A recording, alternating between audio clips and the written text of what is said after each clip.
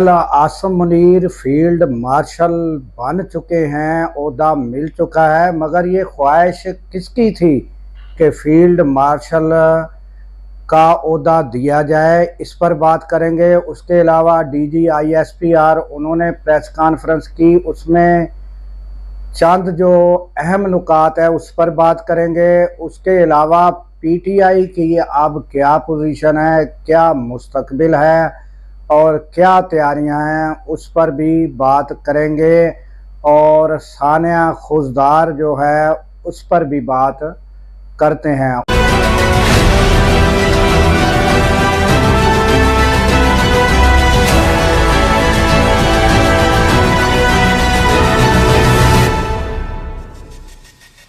अस्सलामुअलैकुम, मैं हूं अब्दुल गफ़ार।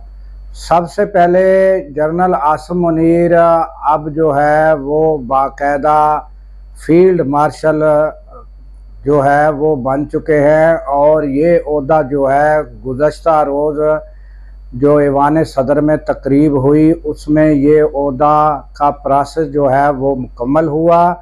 अब इस पर सवाल ये किया जा रहा है कि ये ख्वाहिश किसकी थी, तो ये इसका जो जवाब है वो यही मिला है और यही आया है और यही है कि ये ख्वाहिश सियासी लीडरान जो थे उनकी थी कि ये जो ओहदा है एजाज़ी ओहदा ये जनरल आसम मुनीर को दिया जाए। तो अब ये सवालात उठाना तो समझ से बालातर है, क्योंकि हमारी अफवाज जो है उन्होंने हमारा सर फ़ख्र से बुलंद किया है, तो ये ओहदा तो कोई ऐसी बात नहीं है कि जिस पर हम सवालात उठाएं।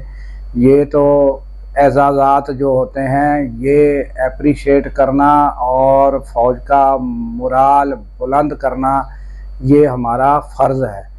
और इसके अलावा नाज़रीन, गुज़श्ता रोज़ DGISPR ने जो प्रेस कॉन्फ्रेंस की है तो उनमें जो चंद अहम बातें जो उन्होंने की हैं वो मैं अपने अल्फाज में बता देता हूँ।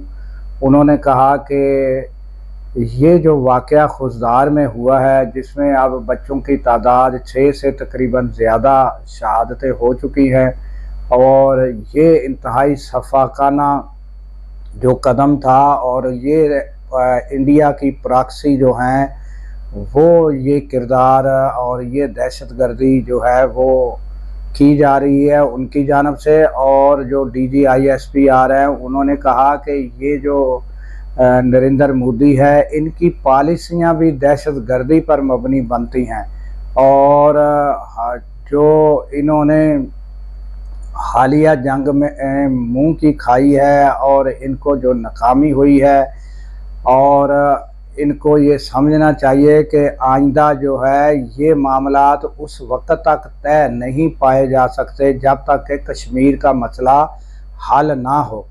और उन्होंने उसमें चीन को भी ऐड किया है कि इसमें चीन भी एक फरीक है। तो ये बड़ा अहम मैसेज इंडिया को दिया गया है। और उन्होंने कहा कि ये जिस तरह दहशतगर्दी की कार्रवाइयों का इनको शौक़ है, या ये इनका जो है हर वक्त ध्यान इन्हीं बातों की तरफ रहता है, तो इनको अगर कोई शक रह गया है तो ये दोबारा अपना शौक़ पूरा कर ले, हम इनकी तसल्ली दोबारा करा देंगे। तो ताज़ा तरीन नाज़रीन ये हालात है। और अपना DGISPR ने ये भी कहा कि ये फितनतुल जो है हिंदुस्तान है, और उनको कहा कि ये जो है ये बलूचिस्तान को जो है वो पाकिस्तान से अलग करना चाहते हैं। इनके मज़मूम इरादे जो हैं वो कभी नहीं होंगे, पूरे नहीं होंगे, और बलूचिस्तान के लोग हमारे हैं, और चंद जो लोग हैं जो यहाँ फितना फसाद फैलाना चाहते हैं हम उनका कलाकमा करके दम लेंगे। तो ये ताज़ा तरीन नाज़रीन अपडेट थी DGISPR के हवाले से, और तफसील के साथ उनकी जो है वो मौजूद है यूट्यूब पर सारी तफसील, और बड़ी बेहतरीन उन्होंने जो है वो प्रेस कॉन्फ्रेंस की है। उसके बाद नाज़रीन हम आते हैं पीटीआई जो है उनके क्या हालात हैं और अब आगे उनका फ्यूचर क्या है। तो जिस तरह मैंने पहले आपको बताया था कि पीटीआई की जो तैयारियां हैं अब जो है वो एहतजाज की जानिब है, क्योंकि सब खबरें दम तोड़ चुकी हैं। मुज़ाकरात की खबरें जो थीं वो सब दम तोड़ गई, और जब इमरान खान से मुलाकात हुई तो उन्होंने जो है सारा लाया अमल जो है वो पलट कर रख दिया है। उन्होंने कहा कि अब जो भी लोग इस काम में लगे हुए थे कि वो कभी मुज़ाकरात की बातें कर रहे थे, उन सबको रोक दिया है। उन्होंने कहा कि किसी ने भी अगर बात करनी है तो वो मुझसे डायरेक्ट बात कर सकता है। और यहाँ तक कि उन्होंने जो फॉरेन कंट्री से जो मामला था, अमेरिका से जो कहा जाता था कि अमेरिका से जो डोनाल्ड ट्रंप हैं उनकी जानब कभी मंसूब किया जाता था, कभी जो वहाँ के मिनिस्टर हैं, ओहदेदारान हैं अमेरिकन, कभी उनकी तरफ मंसूब किया जाता था, कभी उनके ट्वीट, वो भी उन्होंने सब इस बात को भी ख़त्म कर दिया है कि मैं कभी बाहर से कोई भी इंटरवेन करेगा तो मैं उससे रिहाई के लिए कभी भी तैयार नहीं होऊंगा, ये भी उन्होंने वाज़ेह कर दिया है। और अब उन्होंने पार्टी को ये टारगेट दिया है कि आप जो है ये जो काफ़ी तादाद में हमारे लोग जेलों में हैं उनकी रिहाई के इक़दाम करें और आइंदा के लिए लाया अमल तैयार करें। तो वो जो मीटिंगें हैं ये नाज़रीन शुरू हो गई हैं और वकला के साथ मीटिंगें हैं और आपस में आइंदा का लाया अमल पीटीआई तैयार कर रही है। और अब ये है कि ईद के बाद यूँ लगता है कि पीटीआई एहतजाज की जानब जाएगी। तो ये जो हुकूमती मुज़ाकरात थे या ये बातें आ रही थी कि कोई शख्सियत मिली है, अब फिर एक ताज़ा शोशा छोड़ा गया है कि बैरिस्टर सैफ जो हैं वो मिले हैं इमरान खान से, तो अब उसकी भी तस्दीक नहीं हो पा रही। तो ये जो बातें हैं ये चलती रहेंगी, मगर फ्यूचर यही है कि इमरान खान अगर रिहा होने होते तो जंग के दिनों में उनको रिहा हो जाना चाहिए था या हो जाते, ये इम्कान मौजूद था। अब जो है रिहाई के इम्कानात मादूम हैं। अब कोई ऐसा फ्यूचर में कोई मौके ऐसे आए, क्योंकि कंसेंसस की ज़रूरत, यानी कि सारे सियासी लीडरों को यकजहती की ज़रूरत तो जंग में थी। तो वो टाइम वो लम्हा तो गुज़र चुका, जबकि इसके पाकिस्तान के मुकाबले में इंडिया ने जो है तमाम अपोजिशन जो भी थे वो सब एक प्लेटफार्म पे थे।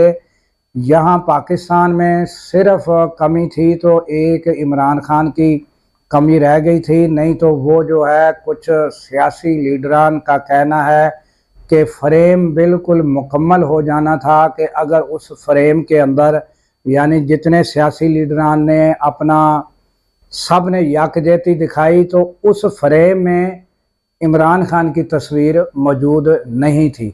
तो ये जंग के दिनों में ये पोजीशन रही है हमारी। ये चंद सीनियर सियासी लीडरान उनका कहना है ये फ्रेम बिल्कुल मुकम्मल होना चाहिए था और आइंदा भी जो जंगी हालात हैं कोई ऐसे तसल्ली बख्श नहीं हैं।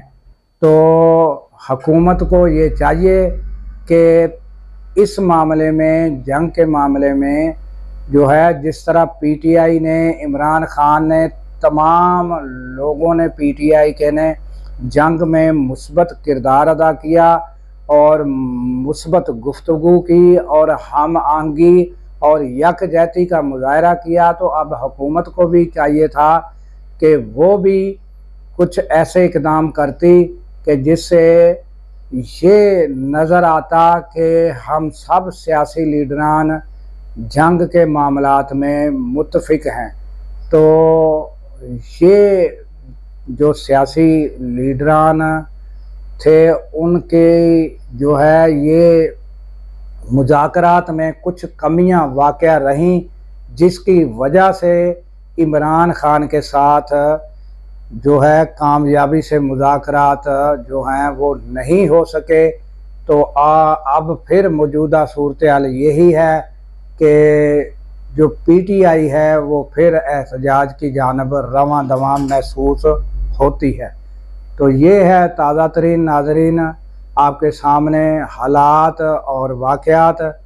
लाइक कीजिएगा, सब्सक्राइब कीजिएगा, हो सके तो घंटी का बटन भी दबाइएगा ताकि आपको नोटिफिकेशन मिल सके।